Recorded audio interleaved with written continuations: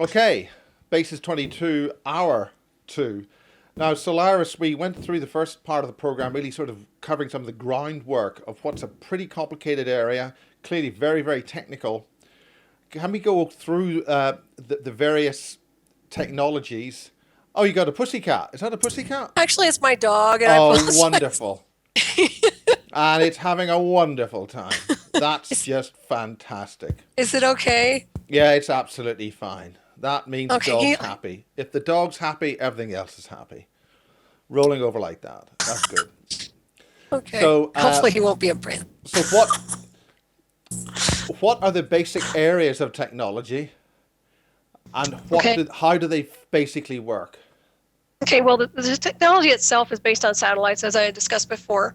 You're dealing with black satellites and mock radio signals, and also underground base areas where there's a communication system based on advanced computer systems, which is capable of interfacing neural activity, brainwaves, and mapping electromagnetic fields, and storing that data in a I want to say a hard drive area, but in an underground area where it's secure and away from mainstream eyes. Who's looking at this data? How's it being Right. perceived? Yeah, it's well, the surveillance departments will always look at the data. Covert areas, intelligence areas will be looking at the data. But this type of technology is stored in an underground area, meaning underground base area, where it's not visible to even sometimes regular departments of law enforcement and things like that. So the technology that they're accessing through the remote communication system is not accessible to regular Yeah, but employees. how do you know if you got a crowd of 20,000 people walking down the street in London, in Oxford Street or something like that, they're all being monitored, Mhm. or a major city street, all these cameras, lots of things looking at them.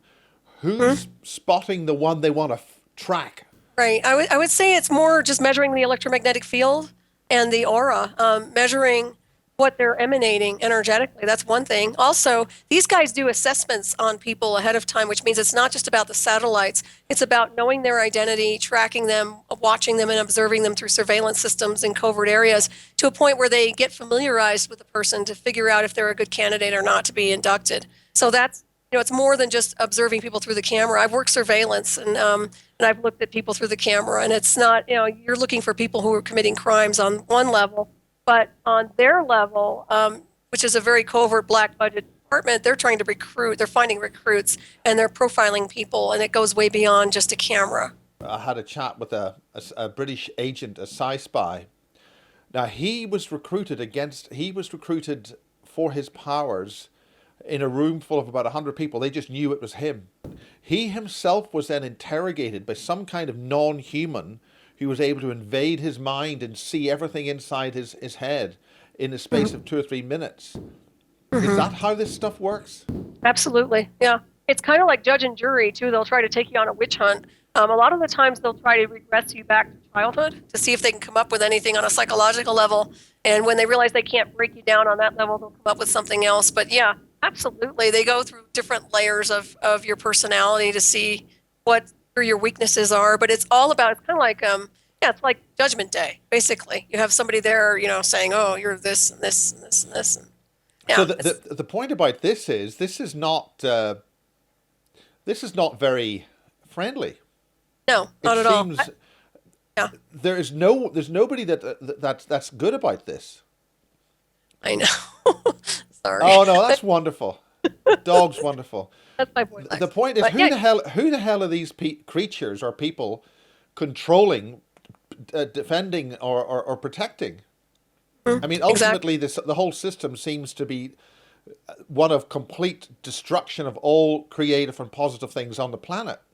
Absolutely. Yeah, it's all about taking everything down and not rebuilding it on a positive level, but a destructive level. It's really about man misusing technology to play God. And they're using this synthetic telepathy to do it, which is satellite driven. I mean, once they tag your electromagnetic field, yeah, they can get in your mind. I had Mossbach tell me that when he met me on Maui. He sat there and leaned over and looked at me and said, I'm in your mind. I mean, this is a guy who, they knew. I mean, and that's why I can tell you that these are physical people. These are real agents that work for the government. that have been brought up to certain levels of security clearance where they can misuse and access this type of black budget technology. Now, this stuff must be saleable, must have a big price. Absolutely. And I don't know how much they're selling it for, but I do know that it's obviously being used on an international level. It's targeting people on an international level.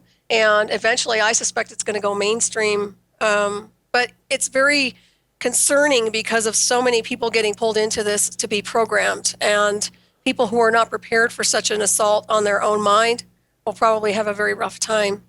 For instance, there's the famous incident where a lot of newsreaders, Judge Judy, in fact, just started Mhm. talking gibberish. Was that them just playing games with the technology? I suspect so. That I saw that, and it's more like neurolinguistic programming through psychotronic transmission. Yeah, they definitely. I've seen a few people like that. Some people will go into seizures. It depends on how they're hitting the neural circuitry, how they're targeting it, and those are definite assault weapons. There's no doubt. They're not non-lethal weapons. They're very lethal. And by doing that, were they just demonstrating it? So this is what we can do. Yeah, and with every attack, there's a counterattack, and what I look at is there's a way to deflect this. There has and I'm doing research on that right now. I didn't really talk about it, but I'm trying to get together with people who are scientists who work with free energy to see what we can do to counteract this because we cannot be victimized as a society by the misuse of this technology. It's not okay. How can people detect this stuff? I mean, the first stage is, I mean, for most people, oh, we don't believe you. It's just so incredible.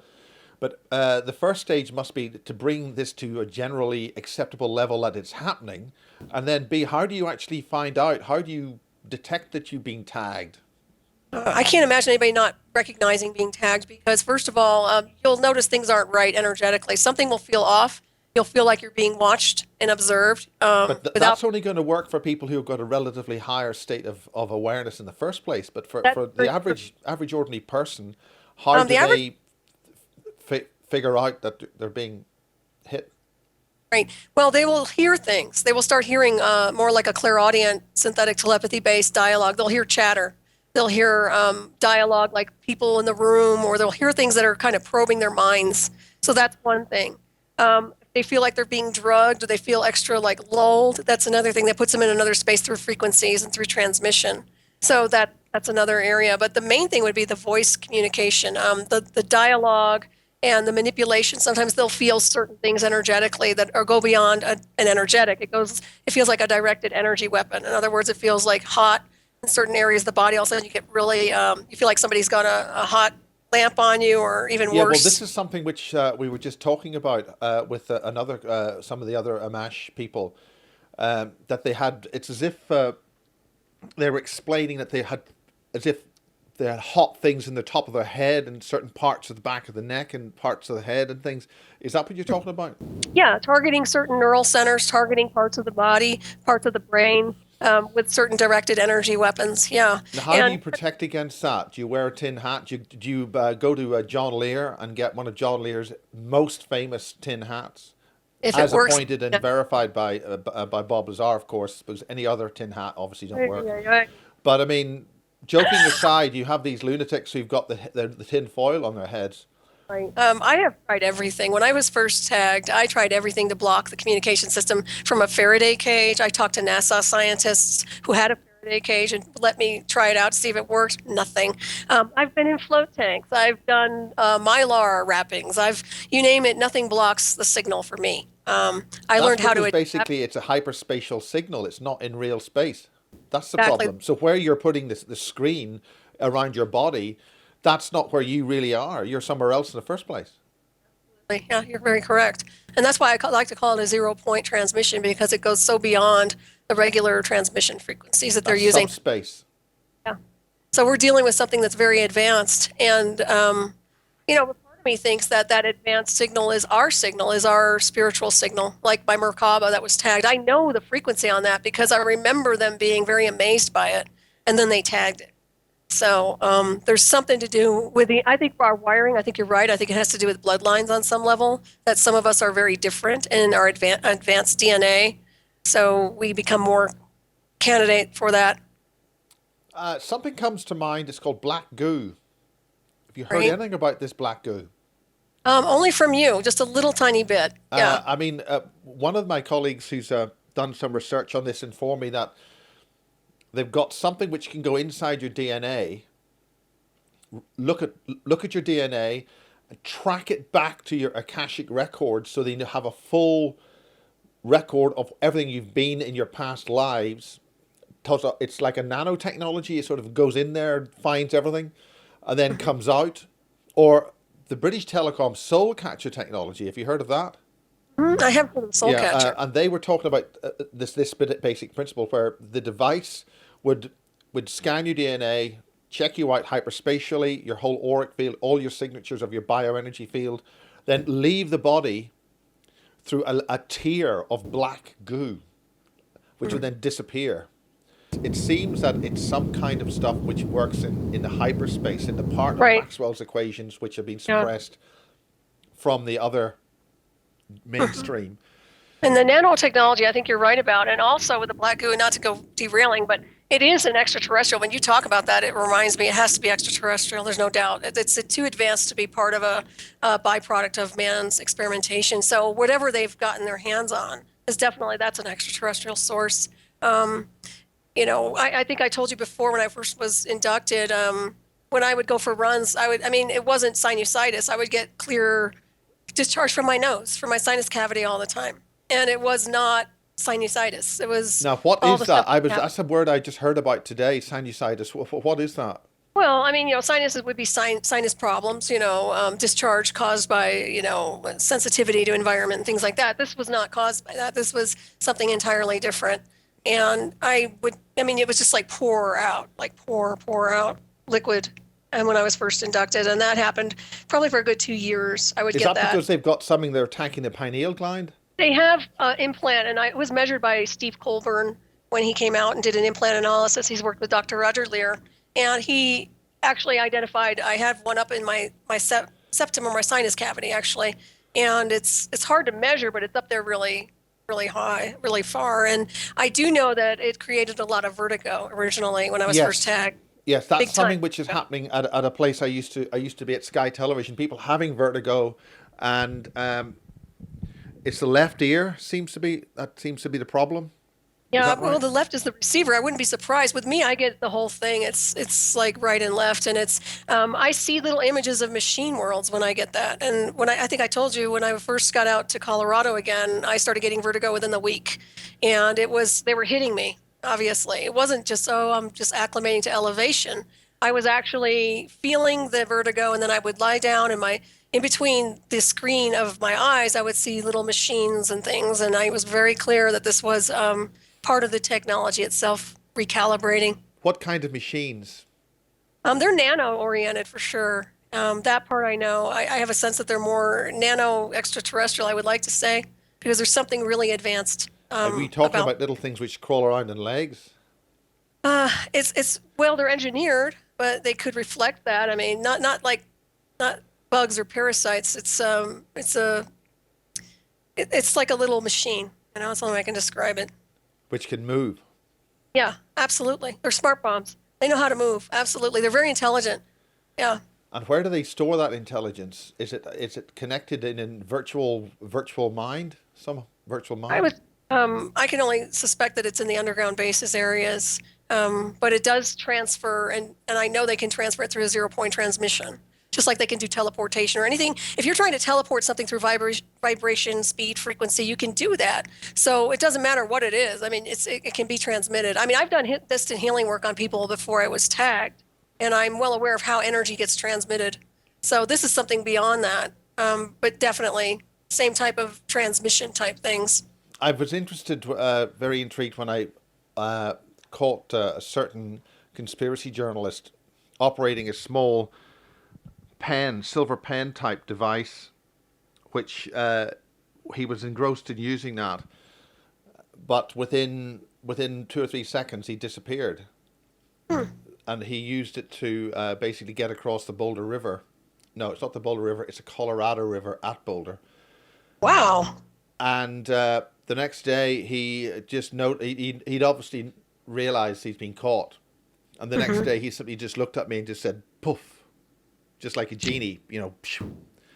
So that kind of instant teleportation device or translation device, I think we've got to be careful that we don't use terminology which sends ourselves off in the wrong direction. Right. Seems to be available in terms of this kind of technology. So let's talk about your DVD. Yeah. And let's just, on this hour, just go over the books. What have you got out there, and where can people get it, and what's in it? Okay. Well, the DVD documentary I just put together this past year, and it's called Eye of the Remote, A Disclosure of Covert Technology. And that encompasses my induction. It encompasses the technology itself. It encompasses symptoms, and it creates a little bit of a visual for people who are in need of seeing as they're reading.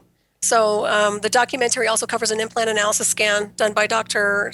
Steve, actually not Dr. Roger Lear, but Steve Colburn, who has worked with Dr. Roger Lear. And we cover a lot of... Just to stop you there, that's very interesting.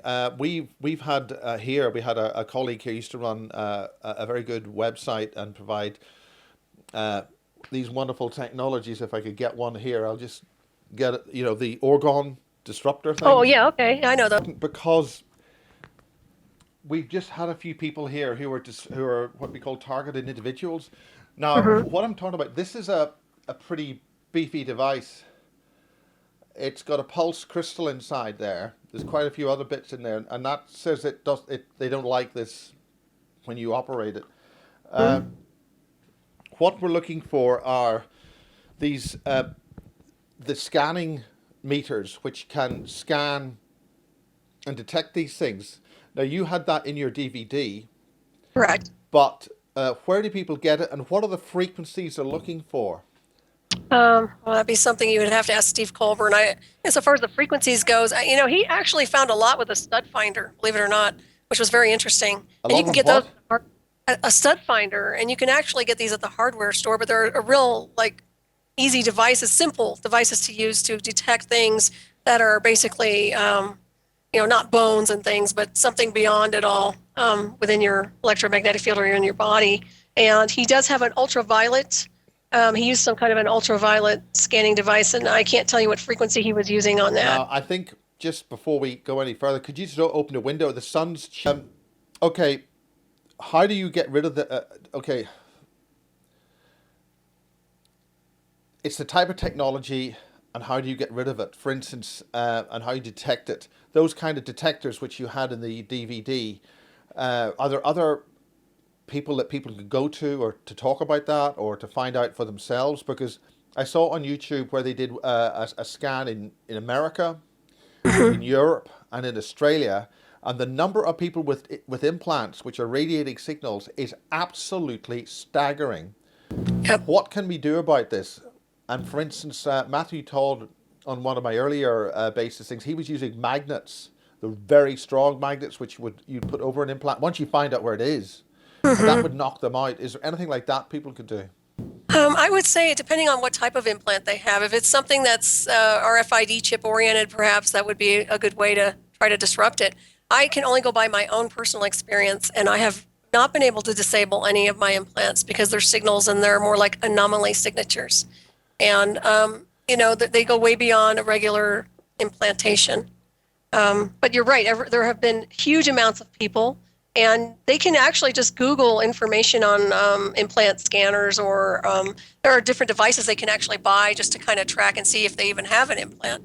But insofar as removal goes, I think it's easier to disable them energetically than removing them. It's very difficult to remove these things. And what I've noticed is that mine are hardwired into my neural circuitry, which means they're part of it's like the Borg. They've actually adapted on and been integrated in. So where do we solve this problem?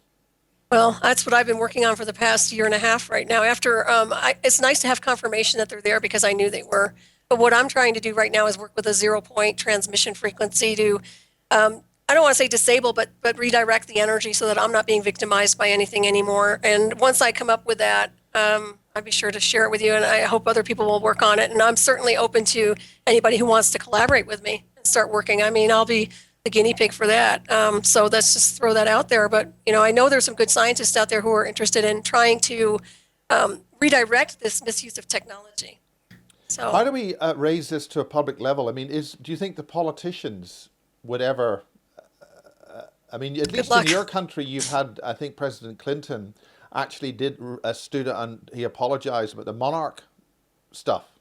How do you Yeah. get that message across? Well, the message across is when you get a credible scientist who basically has a background in chemistry and science to measure these things and know that they're anomalies and that they're not just regular, parts of your body. And once you have that measurement, then you can say, look, this isn't normal. But what I can tell you about our government, I have approached the United States government since 2004, and I have had zero response and support from them. So insofar as I think they're just following in the footsteps of your country right now, quite honestly, and I don't foresee them doing anything to support the people right now. It's more the opposite. I think they enjoy controlling and manipulating the masses, and if it works and they know they can get away with it, they will. Because I've been right on the front lines communicating the misuse of technology, and I even sent my book "Eye of the Remote" to Obama back in 2008 when he entered the White House, and I said, "Hey, this is what happens to me." I'm very upfront and direct with these guys, and Is that no, because they feel it'll never happen to them?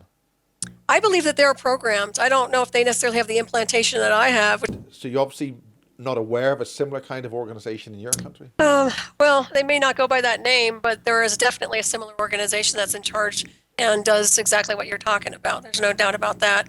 But I can't imagine people who have been victimized by these programs to sit there and conform. I think it's a choice of free will. I mean, you can choose to be programmed, or you can choose to stand up and go against it. And I mean, with me, I could have been part of them, but I decided to go against it because it wasn't in alignment with anything connected to universal consciousness or ethics or anything that's evolutionary, even on a spiritual How were level. you able to do that? And what allowed you to say no?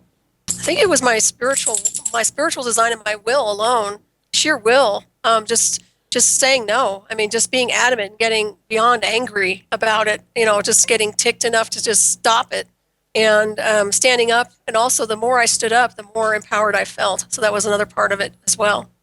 And how So did it that was. affect the targeting that you were getting? How did that respond? How did they turn up the volume, so to speak?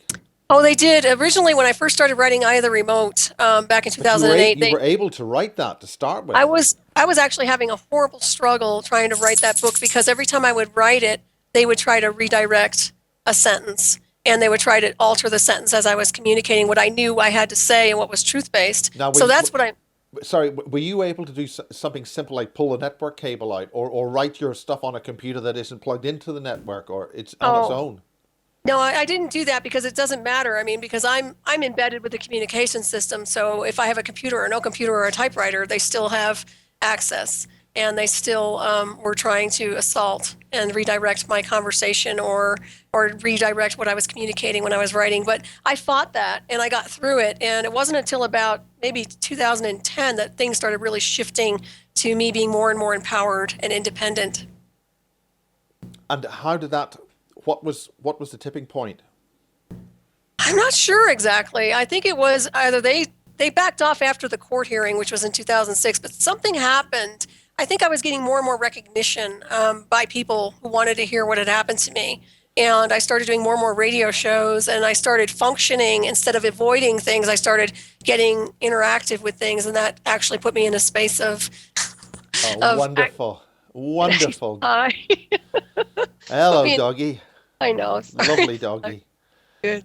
But yeah, that just put me in a space of empowerment. Is just to come The forward dog's, and that's hi, wonderful. Yeah, say hello. What's the name of the dog? Lex, Lex, Lex? Lex, Lex the Wonder Dog. Oh, wonderful. Hello, Lex, the wonder dog. Can Yeah, Lex hear? yeah, he. Lex. Oh, there. Wonderful. That's great. You see, maybe this is an indication that nature, Mother Nature, and wonderful dogs and things like that are a way of fighting this kind of thing. Just Oh, absolutely. what about that? I mean, we understand that one of the things which is the biggest single enemy to these beings, I don't believe they're human, because the way they treat humans means no species would treat itself like this, so they must be something else. Mm-hmm. The biggest enemy they have is Mother Nature, the earth itself. Do you feel there's any way we can appeal to that, Doggy? Right. Well, I know. Well, I know that they've been destroying this planet. I mean, and you know that as well. I mean, they've gone out of their way to do fracking and chemtrails and everything else that's really polluting our environment and tearing it down. So the animals, like, they're very grounding. Hello, And Doggy Doggy. This is going to he look picks good up on my the YouTube transmission. thumbnail. I know, sorry. That's wonderful. Oh, love the Trying to get dog. him to sit down. He's a sweetheart, though. It's a great dog. There. But animals are very healing. And if you notice, there's a lot more animal abuse now, and there are a lot of people who are really just getting more and more hostile and abusive towards animals. Have a seat, Lex. But yeah, I mean, it's just not good. This is great. Now, does the dog sense something? I mean, is the dog sensing something? It's a beautiful dog. I Well, think this is important, actually.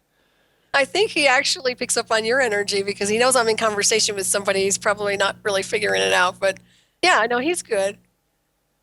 He's fine. There it is. Yeah. Yeah, I know. Oh, there. That's good. There. Nice doggy. He There. just wants to give me kisses. Here, have a seat, There Pat. it is. Oh, I'm sorry. You know, sit you down too hard. Okay. All right. He might be hogging the conversation. I'm sorry. Oh, that's okay.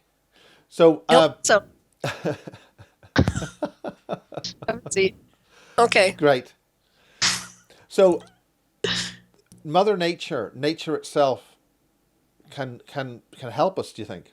Oh, absolutely. But I mean, the planet's morphing as well. I mean, right now our planet is actually going through a big, I call it, there's an implosion happening on a governmental level, and then there's an ascension happening with all the dimensions connecting down onto this planet Now, how does simultaneously. that? How do you detect that? We've heard all this kind of stuff in the New Age movement and December 21st and all this. How is that being detected? How does that manifest? Okay, well, it manifests as drama bubbles. And honestly, if you look at what's happening on a global scale with the outbursts of people in rage, that's part of clearing the negative patterning and the lower, fourth dimensional, three-dimensional energies. So that makes perfect sense insofar as what's happening, how all of a sudden everything is getting just chaotic. With all the light that's bombarding this planet right now and the vibratory rate that's actually accelerating the planet, this would cause a lot of drama bubbles and a lot of, they're making a last attempt to control, manipulate. And I've seen a huge push in the United States for this. I mean, they're trying to manipulate us and dumb us down and keep us from ascending on that higher level of Yes, consciousness. yes. So what do we do about that? Is this what's happening where you are? Oh, absolutely. It's even worse. I mean, it's like a Gestapo. And it's really an attempt to shut down free will, higher consciousness, and spiritual evolution. And they're doing it by trying to dumb us down through water, through programs, false realities. Media is horrible. Propaganda is horrible right now.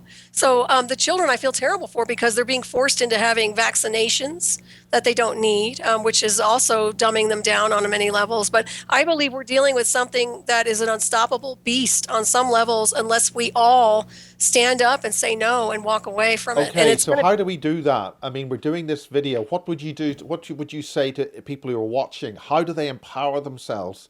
How do they um, protect themselves? Right. Well, they empower themselves by being aware and informed, first of all.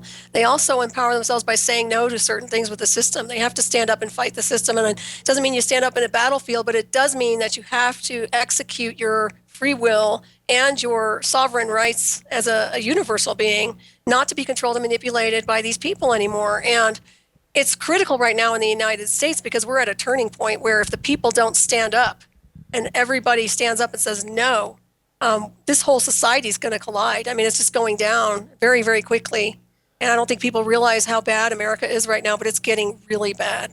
But for instance, if by standing up you're considered a terrorist or Homeland Absolutely. Security coming, how do we get around that?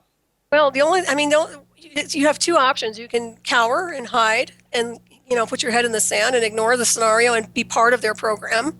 Or you can say, I choose free will. I choose higher consciousness. I choose ascension. I choose my celestial heritage. And if you get targeted, you get targeted. I mean, I hate to say it, but that's where I'm at right now. I would rather die free than live a slave, personally. And I think if enough people stand up and are counted, that we can change the system. It doesn't work. It has to go. And we really need to think about class action suits against a lot of the abusive technologies they've been doing, and also imprisoning the people that are responsible for pursuing the assault on all citizens across the globe. How do they do this? Stand up and survive, but at the same time just live. I think the biggest thing is it starts with petitions. It starts with things where you have to take down the system and constructed on a more universal level. We're not talking the New World Order. That's a no world order. Nobody wants any part of that. But on a sense that a system that works based on free will, higher consciousness, no oppressive energies. I mean, if enough people stood up and said, we need to have this redesigned, I think we could do it. But you're right. People need to survive. They need to live. But at the same time, they're not living. They're existing. They're working and they're paying bills, but they're not living. They're not Well, a alive. lot of people aren't even able to do that with the unemployment and the way things are crashing. Where do we find hope? Universe for me. I mean, for myself, whatever you believe in, your faith in, whatever God, higher consciousness. But to me, my benchmark is the universe and the celestial races that we are all connected to on that higher frequency. And I hold the vision and I connect into that frequency. And that's how I keep going. And when I leave this world, I realize that I'll be going back to source where none of this exists. Right now they've tried to make it into a personal hell, but I believe that it's really important that people stay, have some kind of a faith in a higher power, higher essence. Well, Solaris, welcome to Basis 22. It is Thank Basis you. 22. Gosh. It's good to see you again. Good to see you too. And what I want to really do is concentrate on the technology and how to find it. Okay.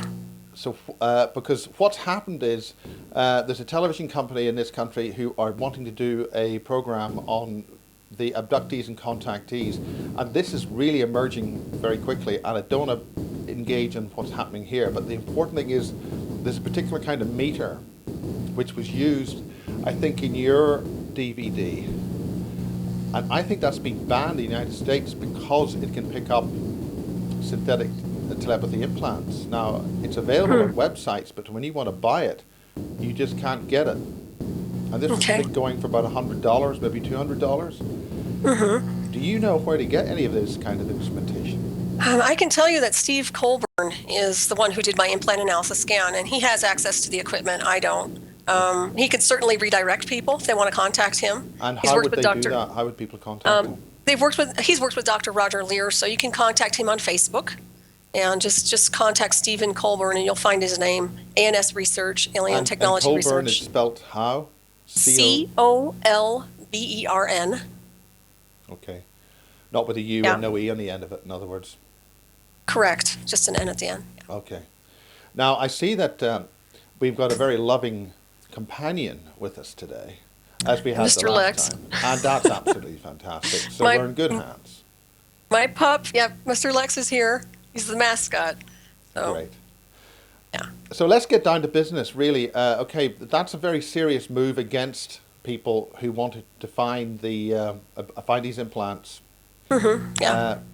But let's get down to exactly what this is and what's involved. Okay. Well, insofar as my implants go and my signatures, they're very unique. I call them anomaly signatures because they're measured very differently. They interact with all sorts of transmissions and frequencies beyond radio signals, and they also interact with sounds, exterior sounds, anything from wind to noise, atmospheric noise. So how do you detect that? How do you know that? Well, I can feel it. I mean, I can feel it inside my body. I can feel it interacting. For me, originally, when they started manipulating me, they were using it to amp up their motorcycle engines. They would actually, interconnected-wise, Michael would have a motorcycle engine revved, and they would rev me at the same time. Also, when I was on an airplane the first time, going to my mother's funeral, they had amped me up so that when the engine started doing a propulsion, the engine started, I was actually amping up with the engine, and it was kind of surging my electromagnetic field, just to give you an idea of what these guys were pulling on me when I was first inducted. And how do you know that? How do you feel that? What sensations are you feeling? It feels like a huge pulse, but what it is it starts resonating with the propulsions of the airplanes or the propulsions of anything with a transmission. So they would just kind of like patch in, and then there's a resonance wave that goes back and forth. So really, they're just being a bunch of bastards, really. Really, I think it was. Yeah, I think they were very. They had cruel intentions on some levels. I mean, some of it was synthetic telepathy, programming, obviously, and then other things were just to see what I could do or what they could do with my electromagnetic field. And I tried to remember everything they were doing because it was very abusive, obviously, and not appropriate. what kind of, without going into too much detail, how bad was that? I mean, how did that? Originally, I was pretty traumatized. I was never verbally communicating unless I had to with people. It was all synthetic telepathy, and I was constantly hearing my handler live feed. So whenever I was in communication with anybody, he would override and start to talk to me live feed instead. So there was a lot of that domination going on. Insofar as the way it felt, it's very traumatizing because your body's not used to that sort of thing. I didn't know how to react. I just kind of sat there motionless, experiencing this event. And how did you ultimately get over it? How did you ultimately learn how to fight back? I fought back with my own intuition and my own psyche. I also did a quantum pulse machine, Tesla coil. It's basically a session with a Tesla coil that I would use to kind of clear out at the cellular level some of the debris and some of the maybe negative programming that was happening to me on a frequency level. So I started doing that. Now, sorry to interrupt. I'm just trying to sort of get each fact and try to sort of stick it on a wall and understand it. How is this A, detected, and B, how is it cleared out? And how do you know it's cleared out? Well, I know it's not cleared out. I know it's there still, but it's not as strong as it used to be. I mean, it's been 10 years almost. Well, I was 2004 actually, so we're talking a good amount of time. It's my dog behind me, but a good amount of time, to go through this type of thing. So it's still there, but the technology itself with the Tesla coils, I could feel lighter and I could feel more in control after I had the sessions. That's how I could tell for me, intuitively speaking. And then with the Rife machine, it's the same thing. I felt like on a cellular level it was assisting me, and the transmissions were helping me quite a bit. But still, the energies and the signatures, the anomaly signature is there. Wherever I go, I still have it. So that's never going to go away. I believe it's hardwired into my circuitry at this point. Now, what if you were to determine what an anomaly signature is? How would you see it? How would you detect it? Would you be able to detect it on for instance, a spectrum analyzer with an antenna, or is it a scalar wave that has to be detected by other apparatus? I have never tried it with that, so I'm not quite certain if it would be detected or not, but I suspect it could be because it does bounce to music on the radio. So once people attach a certain type of scanning device to my field, they would probably be able to see it moving to music on the radios. Which, if you have the specific kind of technology equipment, yeah, you could probably see it. The music on the radio is very important because I believe that they've used that psychotronically as a mechanism for control and programming. Is that? Absolutely. Is that connected? I'm sorry. Go ahead. So how would an engineer, or how did, for instance, Mr. Colburn, how did he detect this stuff? How do we see this stuff? Okay, well, it is on my documentary DVD, but he had a stud finder, which I thought was kind of interesting when he first came out with it, because you wouldn't think a stud finder would find anything, but it really does signal and it really does trigger things, and you can actually see. And what's funny is just a regular stud finder, you can go to a hardware store and actually buy one of these. And I would say that, insofar as nailing the target, it's pretty good about assessing what you have that's not natural in your body. Is that a trade name in the United States? I'm not familiar with that name here. Just a regular thing they use in hardware stores to find studs in walls in construction. Fine. Yeah. Okay. He also had that's a magnetic resonance. That's some kind of device for finding submerged. That's probably a very good device, actually, for finding things. Oh, it was triggering. I'd like to impart. What I want to do is try. People who have had these experiences, maybe they can go and get simple tools like that and help themselves, because not all the time we can communicate directly on YouTube or something, but if we can identify ways where ordinary people can find things without too much money. Absolutely. It's very important for the confirmation for anybody who's been tagged by something like this to have a confirmation, and using that would be part of it. So, and also he had an ultraviolet scanning device which he used, which picks up certain dyes and chemical compositions of inductees, and that was measuring. An ultraviolet torch or flashlight? It was an ultraviolet scanning device, which was used with the lights off, that he could actually pick up certain chemical components that are not natural on the body. This used to be considered a signature of alien abduction, but really it's a MyLab issue. Correct. It's a mix too. When you think of the MyLabs, that's also extraterrestrial. So it's a mix between government and extraterrestrial. Yeah. So, what kind of signatures on your body would people be looking out for? Once again, if you see the DVD, you'll be able to see it. But it's just kind of like almost like symbols on my hands. There were things on my hands that were measuring, that were registering, that were like, looks like spots or something, but they're not normal. They're like a chemical composition that's not natural. So I didn't even know I had it. I wasn't expecting to see anything. And I looked and I'm like, on my hands, he's measuring all this stuff on my hands. And he thought that I was being inducted or abducted weekly because of the way these dyes were showing up, that they were actually taking me. And I maybe didn't realize it, but I think it was a transmission thing. I think it's because of my anomaly signatures, I'm probably getting a lot of the interconnectedness of that technology, which goes through into my body. Is this a frequency resonance signature, in that if you have a higher frequency of matter intersecting with your matter, does this leave like a trace, and that trace would shift the light up to ultraviolet slightly? Is that something that we're looking at? Yeah, I believe you're correct on that. Yeah, I do. That sounds like a good description of what it does. I don't know for sure, but that sounds about right. Yeah. So the molecules are still slightly resonant from that event. Right, It's a exactly. dimensional signature. I've also understand that you can use Geiger counters. Have you used any Geiger counters? He used it on me, and he had a lot of measuring from I measured a lot from the back of my, back here, the back of my neck. There was a lot. Whereabouts on the back of your neck? Right where technically you have there's an eye back here, like a psychic eye on an etheric level, but basically it's just the middle part of my back of my neck right here. Are you talking to C5? I think it's allocated C1, 2, 3, 4, 5. Yeah, that's it. Yeah, and he was measuring quite a bit coming out from there. So. And what was he using to measure it? Sorry, I want to nail every single fact down. Okay, and it's on my DVD, and I want to say Gauss meter. Gauss, right? That's magnetic. That's a magnetic field. He was measuring some with the meters he was using. He did use, like I said, the ultraviolet scanner and the stud finder, and some other things he was trying to get measuring from, and I could get the exact terminology. But all in all, if you look at his website, you'll be able to see the kind of equipment he uses. And the website is?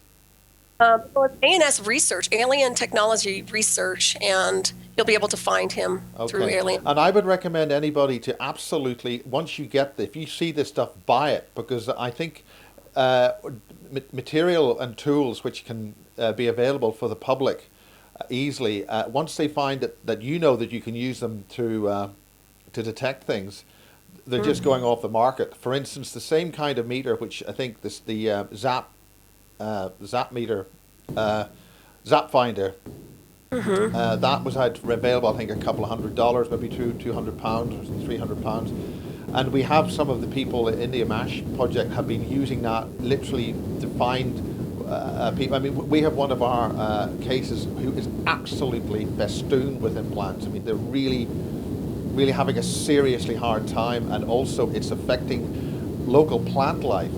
The trees and the plants in one of the local parks is reacting very, very badly. I mean, you can see the terrible twisting that this is happening in the general Earth energy side. Right. Again, I don't want to push what's happening here. I want to hear what you're saying, but I just need people to really realize that if you can get stuff, buy it and keep it. And some of the most simple detectors you can get, magnetic field, electric field, a Geiger counter, because a Geiger counter may not be picking up radiation, but it can be picking up disturbed electrons based on something moving things around in the same way that the ultraviolet signature. Exactly. Is that correct? Yeah. What's that? Is this correct? I mean, am I going along the right lines? Yeah, well, that's correct. Insofar as the research data, or? Well, your own experience. Well, I just dove in. I just rolled up my sleeves and started researching and investigating. I knew I was dealing with technology, so I started with my own. Sorry to interrupt again. I'm sorry to interrupt, but how did you know that you knew that you were dealing with technology? Because there are people just think they're going completely paranoid. They're having a tremendously hard time. Oh, okay. The giveaway for me was the synthetic telepathy, because I am a natural clairvoyant and I know the difference between man-made communication systems with a live agent opposed to some sort of a clairvoyant message. So that was the big giveaway for me. Once I realized it was them and I realized who they were, I started researching their backgrounds. I started researching their covert technology, and then I realized the synthetic telepathy, which was it was like a no-brainer for me, honestly. I just knew that this stuff, it was like I had an access to knowing what the technology was before I even saw it. So I was really clear on what I was dealing with on a technological level. And then the people like Steve Colburn just kind of fell into my lap. These were people that just were there in a miraculous kind of way to assist me and confirm, because it took me years and years. I mean, I was really stretching out and reaching out to people to try to get help insofar as measuring this stuff, and a lot of people wouldn't even deal with it. And Steve Colburn was the first man to come out with his research team and equipment and actually, so. How did he start? He's worked with Dr. Roger Lear, and he is actually an inductee. He's had an implant that was removed out of his body by Dr. Lear. So he's been very much interested in the whole technology itself, and they've actually removed implants that have a measurement which equates to what is it? The word escapes me right now. Some but kind it's of coefficient of something or other with a mathematical fancy name. The air traffic control frequencies. Some of them actually measure. Could you just say that again? Sorry. So the signatures on the implants measured air traffic control. And there were others that were actually deep space signatures as well. I have that on my website, Anomaly Detectives. Now, could you just say that little bit again? I have something about an anomaly. Yeah, Night Shadow Anomaly Detectives. On my website, I have this information available. I think it's interesting. That's fascinating. Now, how do we determine a signal is something is non-terrestrial and off-world? Well, the signatures, the deep space signatures you have to add are a combination of extraterrestrial and MyLab. As far as the air traffic control stuff, that sounds like a regular government type of tagging system that they're using. Can you specify any frequency bands there, technically, just for people to look out for? Right, I don't have those, but I do have them listed on my website. Those are things I don't memorize. I do have them listed on Night Shadow Anomaly Detectives. And Steve Colburn, once again, is another contact. He has all that information on there. Tell us more how the uphill struggle became a level playing field. Well, I just got stronger and kept researching and kept, doing work on myself to a point where I started overriding a lot of the assault on the communication system. And I'm at the point now where I have anomaly signatures, but I'm in control, and I've got storms. How do you overcome this? This is the main thing. How does a person who's in crisis and feeling very weak and their system is run down and they're really at the end of their wits, how do you get yourself back into fit? I mean, you're a pretty fit girl. You're healthy and strong. How do you get up to that standard? How do you fight back? Are there any means of doing that? Well, I think for myself it was easier because I started off as a black belt and trained and already had my life together before they did this to me. For somebody who hasn't had that background, I would say get into some kind of a training program where you're physically working out on some level. It doesn't have to be, hardcore, but do something to get physically. Another thing is to have a group where they are in residence that you're talking about. Don't just give the information to people like psychiatrists or people that are skewed by the system. Do not go to psychiatrists. Is that what you're saying? Correct. I wouldn't dare go to a shrink. They're not qualified to assess this technology or communication. They don't get it. And a lot of them are already skewed by the government. They're working for the government. They're not going to assist you. So you need to go with people who are advanced insofar as who have done the research, and also a support group that with inductees as well.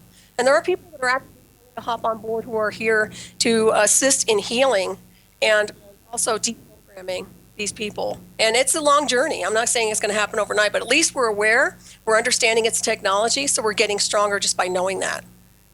How does the deprogramming work? Deprogramming for me was just basically me rewriting the program. What do you mean by rewriting the program? Meaning that if they say something negative, they were trying to program me into a negative, I would override it and rewrite something in a positive. In other words, I would completely negate their information and not accept it and reject it. And honestly, when you do that on the higher self-over level, the cellular level does understand, does reject programming, even if they're trying to force it onto you, because the spirit and the cellular design is yours. It's not theirs. So when you override that, you have authority to rewrite programs. They don't. That's a universal law.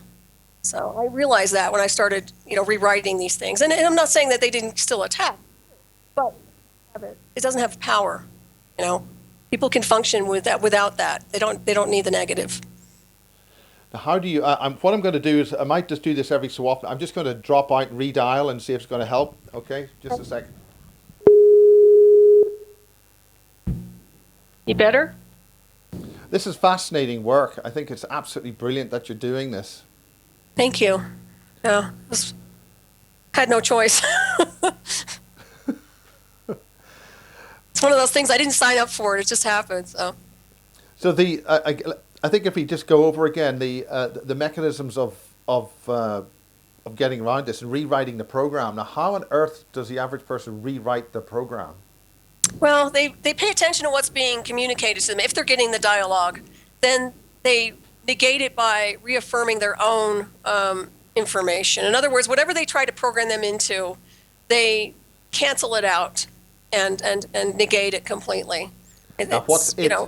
And what's the negate? How do you mean by that? I mean, what does it mean to somebody at home? How do they physically do that? How do they work it out? I would say for them, for regular people, just to journal and rewrite intuitively on a higher self-oversoul level. Say they're trying to change their name. Just argue and be very defiant in your divinity, saying this is who you are, this is what you represent, and don't allow any programs. And you can also deprogram yourself by just saying, I reject this program, and clear it out. You can mentally, the affirmations are important, intent is important. So just setting the intent is putting yourself in a space of rejection on this. That's called defining your boundaries. Correct. And also denying permissions. Is that right? Absolutely. Yeah, because they're violating. We didn't give them permission to do this. They chose to invade. So it's, I didn't agree to anything. I'm not getting paid for this, it's crazy. And that's basically the fundamentals of it. You're creating mental and psychic barriers by establishing a permission and a boundary wall, so that blocks them. And for instance, I think you were in the previous parts, you were talking about how you talked back to the programmer. Absolutely, my handler Michael. Yeah, I basically anything he was interjecting and trying to cut me off and talk, I would cut him off and communicate. Hit him right back. If they threw a visual at me to derail me, I would throw a visual back at them. I was pretty strong, sending them pictures just as strong as they were sending me. And I know that my energetic is just as strong to affect them on a handler level too. So I was pretty defiant about the whole thing. I really was.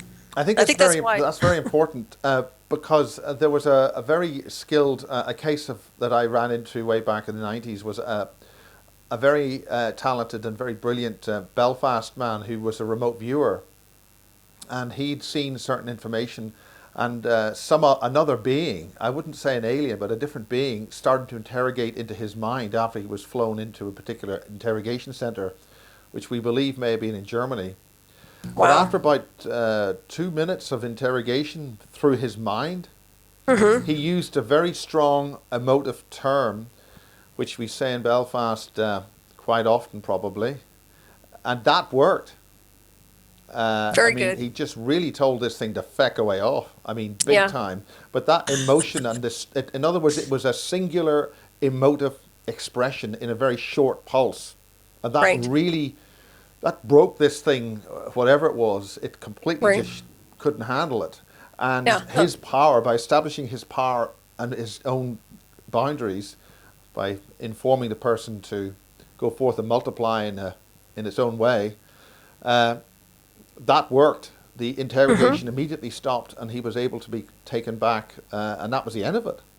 Wonderful. That's really awesome. So I think unfortunately, I never had that. I had the constant interface. I'm very entwined for some reason. I'm really plugged in. That's the only way I can describe it. It wasn't that easy to shake them off. Where do you think this is ultimately leading? If they can send visuals to you, does that mean if they linked everybody up effectively they could project a completely different reality to them? Absolutely. Yeah, it's a false matrix, but people will get sucked into it. Yeah. And also, people become the spy birds, the eyes and ears, the bodies of whatever they want them to see or view or hear. That's another thing. So, Yes, I think Dr. Rauni Kilda, who's a specialist in mind control in former chief medical officer of Finland, she has an awful lot of gaslighting type issues in her home in Norway. And for instance, she would use the phrase, they see with your eyes and hear with your ears. Is that the kind of thing you're talking about? very true. Yeah. And just to give you an example with Michael, when I was on Maui, I had a little ohana there, and I only knew how to get into that place, and he knew how to get in because he was with me interconnected, just to give you an idea. In other words, the gate, there was a specific thing you had to do to the gate to get into my ohana, to the back. He knew how to do that intuitively because he was interconnected with me, just to give you an idea. So, yeah, absolutely. And certainly with Rowney, she was finding she'd put things of particular personal value away and then find it being they'd gone. And only Right? she knew Yeah. where they were. Exactly. So Oh, the solutions to give I don't want to, the solutions are basically give us the solutions that you found which work.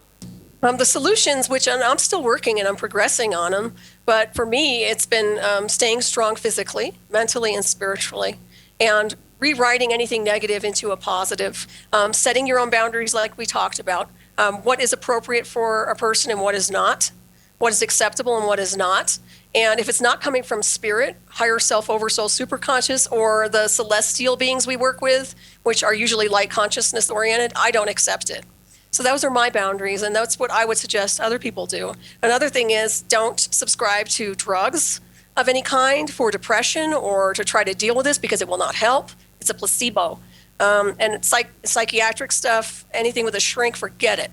Go to somebody who's into technology and science and spirituality, but not that. That'll just mess them up even worse. Now, what you're talking about spirituality, some people would argue that some of the so-called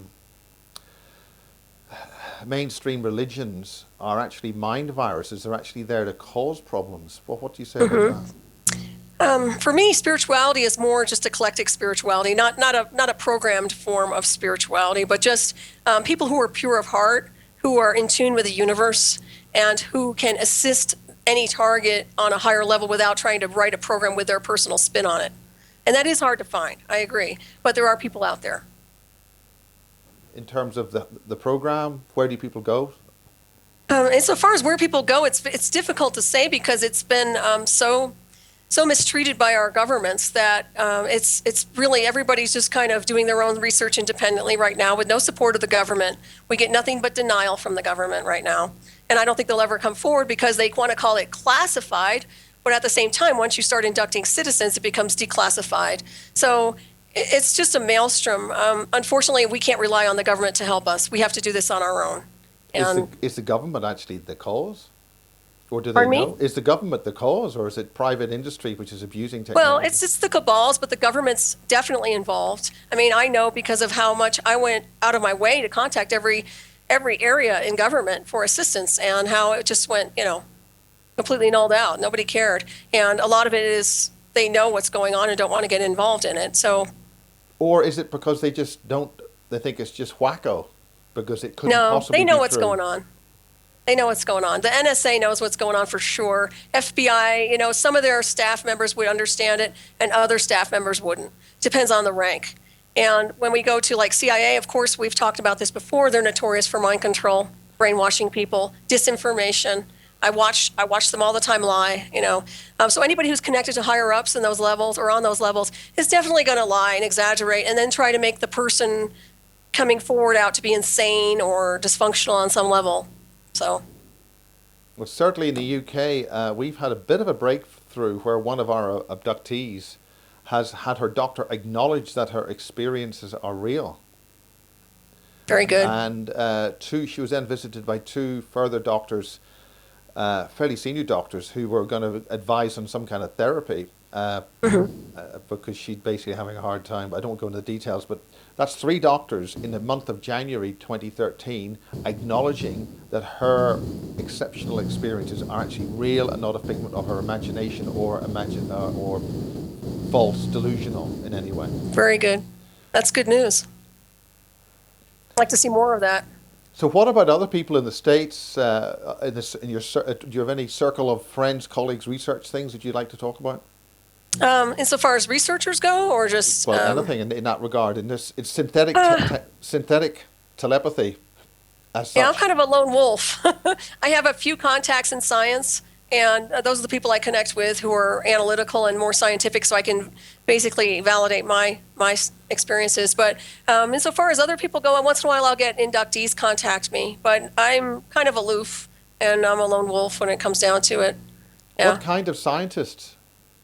Well, those who are into quantum physics, the ones that go beyond the boundaries of regular science, and the ones that are open to extraterrestrial technology or have done research in that area, I like to try to get my hands on people who have worked at Area 51.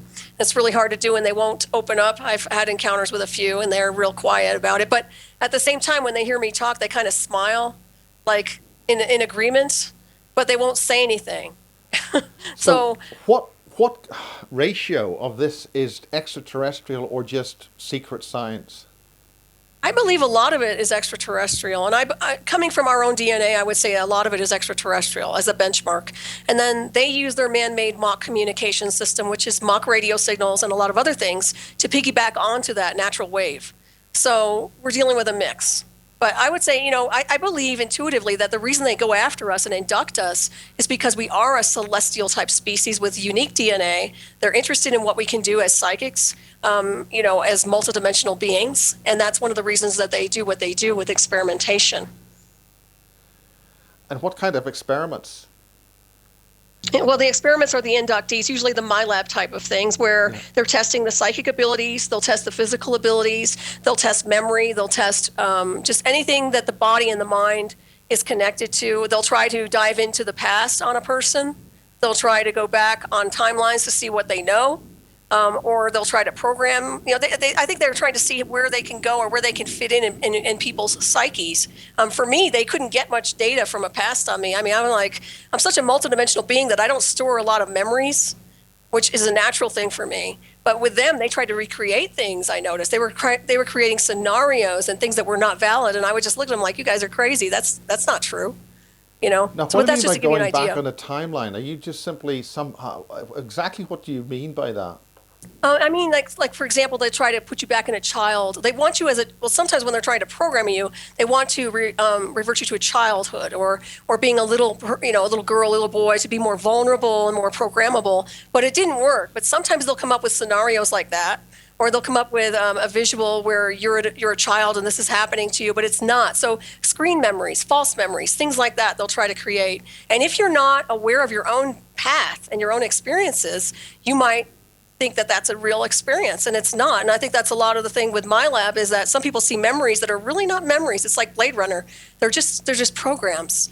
And once you realize that they're programs and they're not really based on a memory, then you can start navigating in the system and start derailing these guys. Now, that's a big deal for ordinary people. I mean, once again, I mean, how does one determine that this is not a delusion or you're a terror or something, and it's Right. something you can deal with? Well, I would say if you In know other of your words, own memories. in other words, how do people get onto the first rung of the ladder to recovery? Right. Well, the first road to recovery is acknowledging that it's a technology and that you're not crazy. That's the first thing you need to do is have faith and confidence in yourself and also whatever power you connect in with on a higher level. Understand that there are forces in the universe that support us and wouldn't do this to us, and that there are people on this planet that are just plain evil. So that's one thing is setting up and understanding that. And I think people's self-confidence goes down a lot when they get inducted. And depending on the handler and the abuse of the dialogue, they can get real broken down. And it's hard to rebuild them. But what they have to look at is, are these programs or are these real memories? That's what they have to look at. Did this really happen as a child? Do you remember that happening? Or is someone telling you it happened? There is a difference. That's their version of it. But did you really experience that? So I'm very analytical. I'm extremely cerebral. So I was analyzing these guys when they were handling me the whole time and just breaking them down as they were doing it. And that's why I'm just kind of wired differently. But that's how I see these things. I see them as programs. Some things might be real memories, but most of it are programs. So would this effect on somebody be like they've had some kind of missing time. I mean, because we've had a couple of cases where people think they've had a time slip, Mm-hmm. and they've been put back maybe a couple of minutes too early, and then that means that everything they see, they feel as if they're predicting it because they're actually seeing everything, because they're sort of out of sync with real time. Is that what you're talking about? I've heard of missing time like that, and I don't discount that experience. But the way I see time is that it doesn't exist and it's been created by man. So I work on a multidimensional level. I work out of time. So for me, it's like I go by what I know from my past, my own experiences, and then I go by what I can just know in the future. But there's no time with me. So I do think people do miss time from being inducted, though. I do believe the mind labs wipe them out. And I can remember when I was trying to concentrate and remember things, they were trying to erase me. They were trying to distract me to a point where I wouldn't remember that. And I was determined to remember it. I would write it down, and I would get very annoyed with them. And using a few choice words as well. I was very stubborn about it. In other words, having fixed focus on your intent and standing by your own boundaries.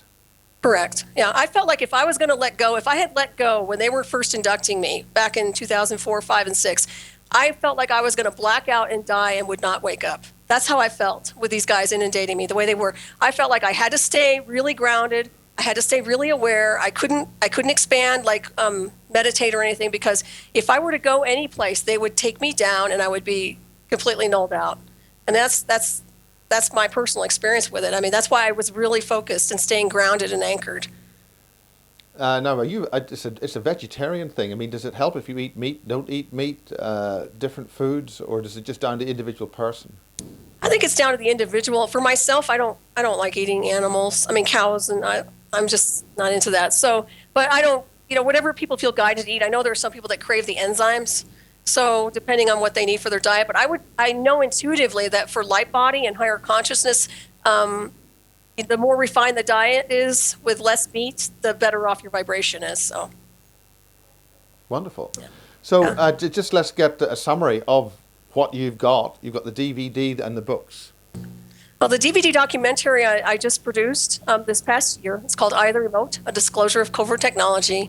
And that covers my induction experience. It covers the parties involved. It covers the implant analysis, which was done by Stephen Colburn, and pretty much sums up what's going on with technology and how it operates in the body. So it kind of gives people a visual to look at. For people who need visuals, this is very good for them to see what I'm talking about, opposed to just talking about it. And I have my books out as well. Excellent. And they're available on Amazon and... Amazon.com, yeah. Program by Deception, recent. Finally, what about the future? What about, where do you think this is going? Where, I mean, you're talking about the Super Soldier Conference. What about that? What about super soldiers and this kind of technology? What do you think there's a connection there? Well, the super soldier technology, definitely there is a connection, because you're dealing with covert intelligence programs that are based on a military drill, that are training people for some kind of a combat that could be used for combat. So yeah, it falls into that.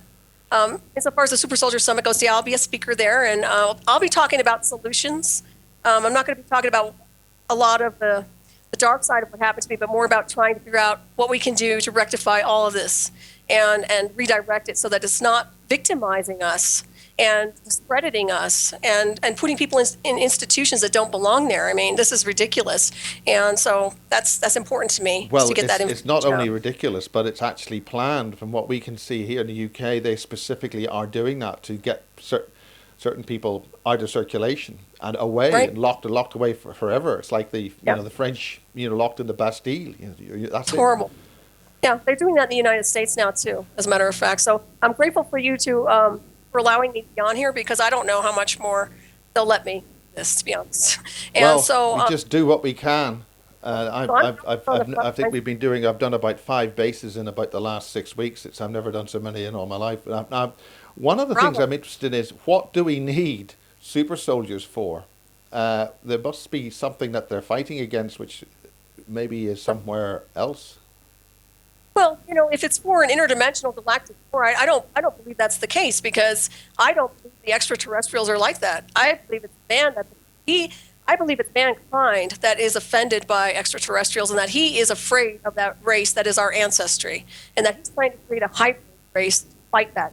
So for me, it's like I'm on the side of the extraterrestrials. So I'm very clear that we have a very corrupt government right now that is not our ally. So I'm yeah. not. I think that's very clear that they have an agenda which is against the common person, the common Very people. much. Yeah. Well, I think that's all for now, Okay. unless there's some final thing. I just want to thank you and bless you for having me on, and I appreciate it. I really do. You're wonderful. Well, I think you're fantastic. You're doing a great job. It's a pity we don't see the wonderful dog again, but... He's sleeping, and I can't get him to... that's good. That's good. It means it feels okay. Well, we'll stick this together, mix and match, and this is the first appearance of the red whatever. Looks nice. It's it's meant to make me look a bit more, I don't know. Anyway, so God bless. God I bless like you the too. candles in the background, and Like those for you. I hope you like oh, them. thank you very much. And we'll see you on the other side, as they say. Hey, you take care. Cheers. God bless. Bye. Goodbye.